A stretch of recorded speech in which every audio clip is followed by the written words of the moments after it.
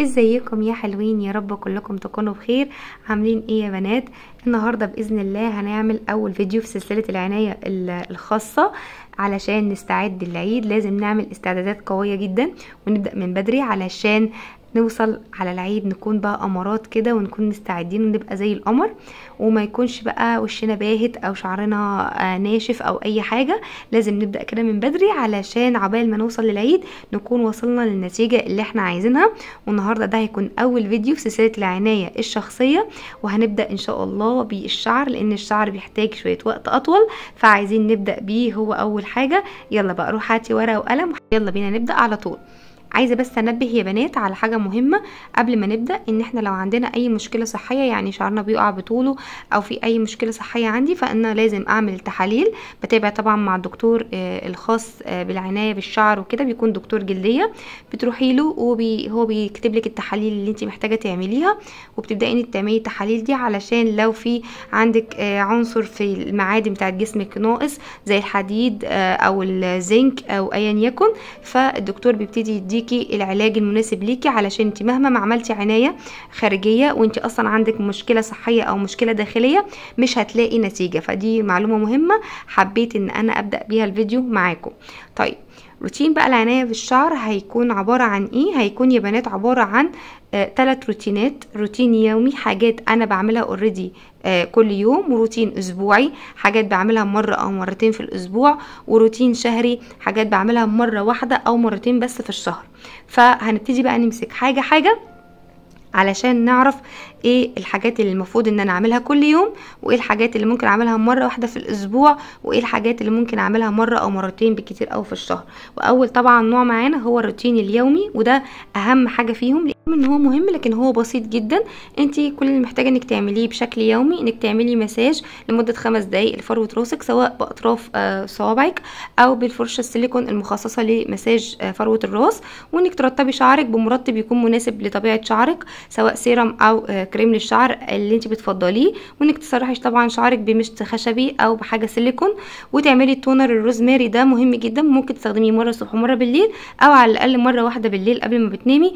هو عباره عنك بتجيبي معلقه من الروزماري، ومعلقه من حبه البركه، ومعلقه من القرنفل، ومعلقه من ورق اللورا، وبتغليهم مع بعض او بتحط لهم ميه مغليه سخنه وبتسيبيهم ليله كامله، وبعد كده بتبتدي تصفيهم وترشيهم على فروه الراس. ده التونر طبيعي لإطالة الشعر. طيب، الروتين الأسبوعي هو روتين الشاور، ممكن تعمليه مرة أو مرتين في الأسبوع لو انت طبيعة شعرك جافة أو عادية.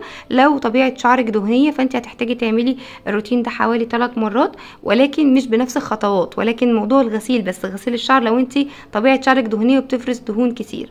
طبعا روتين الشاور ده بيكون متقسم ل3 خطوات: روتين قبل الشاور، وروتين الشاور نفسه، وروتين ما بعد الشاور. واول حاجه هنبتدي نتكلم عنها هو الروتين اللي قبل الشاور، لان هو ده اللي بيترتب عليه كل حاجه، وهو ده اهم حاجه في الروتين كله. انا قبل الشاور بعمل ايه؟ بعمل حمام زيت بزيوت عطريه لفروه الراس، زي زيت الروزماري او النعناع او اللافندر، مع زي زيت الجوجوبا او الارجان، وببتدي ان انا ادلك بيه فروه راسي مع الانقلاب الانعكاسي، ان انا بجيب شعري لقدام لمده 5 دقايق واسيب حمام الزيت على شعري من نص ساعه لماكسيموم ساعتين، وبعدين بغسل شعري. اهم حاجه في روتين بقى الشاور ان انا اغسل شعري بشامبو يكون فيه سلفيت علشان ينضف لي فروه شعري من اي بقايا زيوت، لان ده خطر جدا يا جماعه، ممكن يوقع لنا شعرنا لو ما غسلناش شعرنا كويس. وبتستخدمي بلسم او حمام كريم يكون كويسين جدا للترطيب.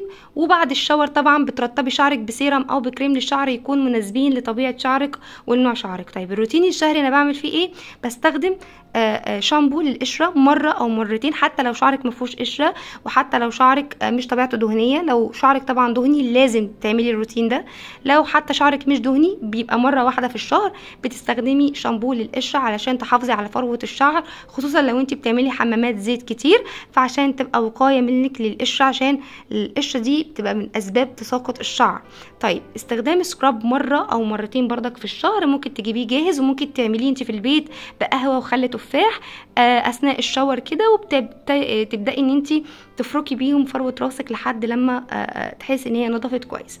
طيب، من الحاجات اللي بعملها بردك شهريا مره في الشهر او مرتين: ماسك الصدر والحنه. الصدر بخصصه لفروة الراس لانه بينشف الشعر، والحنة بعملها لباقي الشعر علشان يعني الحنة بتكون مناسبة اكتر لاطراف الشعر، لكن الصدر بيكون مخصص اكتر لتطهير وتنظيف الفروة، بيعمل زي انتعاش كده للفروة. الاتنين بيتعجنوا بنفس الطريقة يا جماعة. مية الروزماري اللي احنا كنا لسه متكلمين عنها، بالاضافة ان انت بتغلي بس معاها توم وبصل بقشره، وبعدين بتصفيهم وبتعجني بيهم سواء الصدر او الحنة، وتسيبيهم ليلة كاملة. يوم تحطيهم على شعرك من 4 ل6 ساعات. تمام. وبعد كده بتغسلي شعرك عادي بقى، روتين الشاور بتاعك عادي. هقولك دلوقتي على 10 نصائح مهمين للعنايه بالشعر. اول نصيحه فيهم الاكل الصحي يا جماعه، وشرب الميه مهم جدا، وكمان لازم تاخدي فيتامين تحت اشراف طبيب، علشان احنا مش بناخد كل الفيتامينات اللازمه من الاكل والشرب، فلازم تزوديها بمكمل غذائي. وتاني حاجه استخدام الستان، سواء توك او بونيه ستان قبل النوم، او ان انت تحطي كيس مخده ستان، مهم جدا للشعر. استخدام المنتجات المناسبه لشعرك انت وطبيعه شعرك، انك تستخدمي مشط خشبي او سيليكون في التسريح مهم جدا، وكمان انك تستخدمي فوطه ميكروفايبر للتنشيف بطريقه الطبطبه، ده مهم جدا يا جماعه. كل الحاجات دي مهمه جدا للعنايه او للروتين بتاع الشعر. سادس حاجه استخدام الشامبو يكون فيه سلفيت، لسه قايلاها، خصوصا بعد حمام الزيت. لو انت مش عامله حمام زيت ممكن تستخدمي شامبو بدون سلفيت عادي، لكن طالما عامله حمام زيت لازم تستخدمي شامبو فيه سلفيت. طيب استخدام واقي حراره قبل استخدام المكوى، ده مهم جدا. ان انت تستبدلي الصبغات بالحنه، ده مهم جدا. التوقف عن استخدام كريمات الفرد والبروتين والكرياتين وكل الكلام ده. واخر طبعا نصيحه ليكي، لازم تحبي شعرك زي ما هو انت مميزه بيه، ايا يكن طبيعه شعرك نوعه ايه، المهم انك انت تستخدمي المنتجات المناسبه لطبيعه ونوع شعرك. عايزه اقولك على حاجه مهمه جدا، ان مش مهم انت طبيعه شعرك نوعه ايه، ويفي، كيرلي، ستريت، ايا يكن ايه هو، لازم تحبيه زي ما هو، ولازم تهتمي بيه زي ما هو. المشكله مش في طبيعه الشعر، المشكله في ان انا ازاي اتعامل مع شعري ده، وازاي ان انا اديله العنايه اللي هو عايزها. يعني انا لو شعري جاف محتاج ان هو يترطب، لو انا شعري البروتين بتاعه عالي يبقى هو مش محتاج حاجات كتيره فيها بروتين. فانت لازم تفهمي طبيعه شعرك محتاج منك ايه، عنايه ازاي، محتاج يترطب، محتاج بروتين عشان يبقى قوي مثلا، هو يعني مش محتاج ترطيب قوي، محتاج ماسكات تقويه. فانا محتاجه ايه، شعري محتاج ايه، لازم ان انا اديله اللي هو محتاجه واهتم بيه على اي وضع. وبس كده. يا رب بقى الفيديو يكون فادك وعجبك. ولو حابين يا بنات ان انا اعمل لكم فيديو تاني خاص بالمنتجات تكون اقتصاديه للعنايه بالشعر، قولوا لي تحت في التعليقات، وانا هعمل لكم فيديو مخصص لمنتجات تكون سعرها بسيط وتكون جودتها عاليه جدا، علشان نقدر نهتم بشعرنا اكتر. فقولوا لي، ولو كده هعمل لكم فيديو مخصص للموضوع ده. وما تنسيش طبعا ادومه وانقال، ولو عجبك الفيديو ما تنسيش تعملي لايك. يلا باي.